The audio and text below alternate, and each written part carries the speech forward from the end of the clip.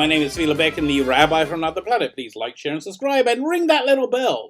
Ring that little bell so you're notified when new videos drop. If you're subscribed, please make sure you're still subscribed. It's so weird. My subscriptions go up and down. I don't really understand. But yeah, if you're subscribed, please make sure you're still subscribed. So I have finished watching The Crown. I have completed the season 3 of The Crown, and it's really kind of pathetic. But I feel that's kind of an achievement. And I want to wave a flag and say how great I am. So this is a Princess Margaret heavy episode, and again, it's kind of much like the Charles episodes, or much of The Crown. It's tragic. You're watching somebody's life. How can I explain? There's this episode of Star Trek once, Star Trek Voyager, when you had this spaceship going around, making small alterations in history, and whenever they did that, they had this little graph timeline. You'll see the timeline go and go crazy. So this is the payoff, really, from the first season, when she was hopelessly in love. Princess Margaret was hopelessly in love with somebody who's far better for her. Townsend was his last name, I think. Can't remember the first name. And because he was divorced, they weren't allowed to get married. And which, of course, that's not a problem now for royalty. They mostly get divorced, unfortunately, for the last batch anyway. And so that one thing, it was quite a major thing, just sent her life into a direction that didn't have to be. It made her into a much nastier person and a much more miserable person. And I felt terrible for them. And I'm just watching it. You're watching a car crash happen in slow motion, and so you're seeing this terrible marriage that she had, and you're seeing it disintegrating. They would do just horrible things with each other. Like, he would leave these notes saying how you look like a Jewish, what was it? You look like a Jewish wig maker or something like that. Just these horrible notes to each other. Well, I think he just left them for her. However, when the marriage does eventually disintegrate and fall apart, there's this real deep regret from both of them, which it's just strange. I think circumstances forced them together because she really had to get married. We were getting to the point, and circumstances forced her not to marry the person who would have made her the best version of herself. She married somebody who made her perhaps one of the worst versions of herself. And again, it was just utterly tragic. So one of my biggest impressions coming away from this episode was that I just don't think Helena Bonham Carter was good casting for one reason. And she's a great actress, and she's doing a great job with this. But bottom line, she's just too attractive. She's too pretty. What made Princess Margaret would have made her more interesting. I mean, maybe if they gave her some prosthetics, so toned down her beauty a bit, it would have worked better. But if how was I going with it? It throws me out of the drama. It throws me out of the reality of the drama. And also, something else, the person she's replacing, Vanessa Kirby, I think her name is. Let me just have a quick look. But she was unknown, and she was fantastic. And she's about 20 years younger.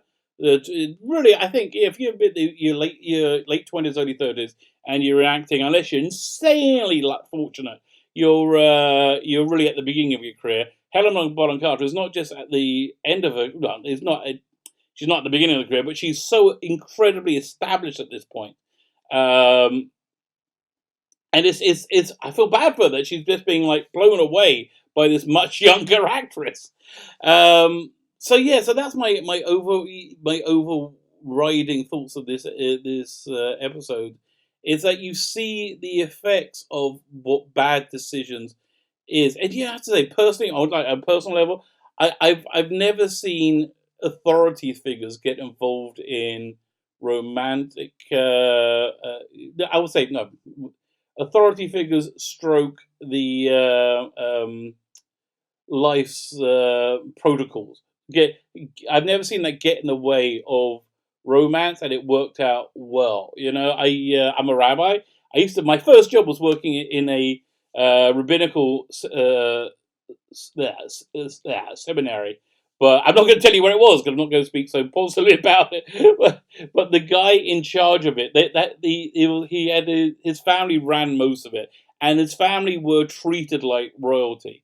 In a lot of the very same way, you couldn't question any of them, and they were certainly on a higher level than you, and they knew it, and you knew it, and they all acted that way.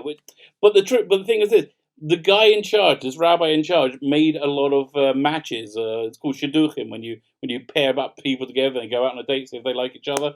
And so he made a lot of these matches. They all got divorced, like every single one. I think every single one. It was so you know, for my own personal life, it's not a recipe for marital bliss or making you into a good person.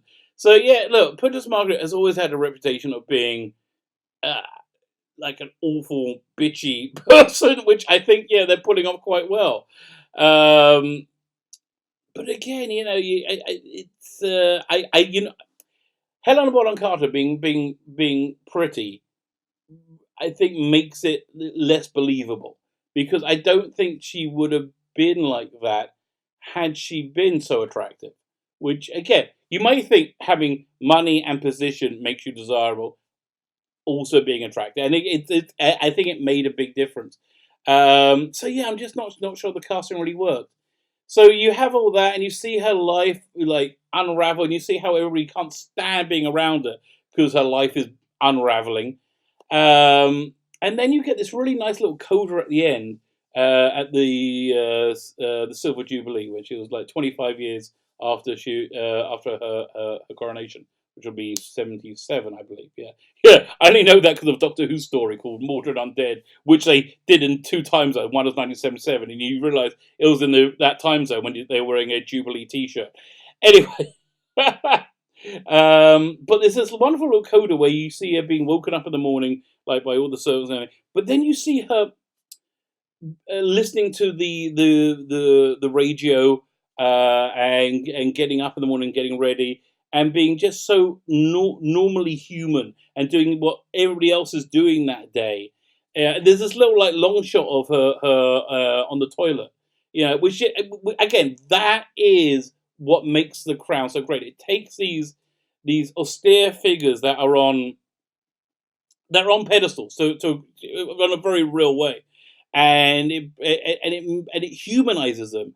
It humanizes them in a very real way, and she talks a little bit about the loneliness of being the queen, of being the buck really does stop with her in a to a great extent in a very real way. Um, and there's no one she can really share that with, and you do feel for her in her isolation. You feel for all. I mean, even though they live these insane lives which don't have proper interpersonal relationships with their spouses or their children or their family, they have these insane lives, making these insane weird people. They're still human beings, and you still feel for them. So I think that's really what the show has done. It's done it fantastically. Netflix, another great series. I'm looking forward to was it season 4? Don't know when it's going to be. I guess it'll be 2020 sometime. But yeah, look, I think I'm going to be more used to the cast coming into season 4. So yeah, I found it a very enriching 10 hours of my life, which is rare from watching TV. It's enriching and entertaining. I think Netflix. If I was going to put money on anyone in these streaming wars, Netflix is the person I'll back because they just make good shows. They make good shows that appeal to everyone, and like even though we have this massive cultural divide going through the Western world right now, and it really is. It's quite pronounced. Um, Netflix makes shows for everybody, and it's nice that we can all sit around well, at least one similar service, yeah, and enjoy it together. Let me know what you think. Please let me know in your comments. Please like, rate, share, subscribe. If you're subscribed, make sure you're subscribed. If you're not subscribed, go and click the like button, click the subscribe button. That will make my life so much better. Thank you so much and have a great day.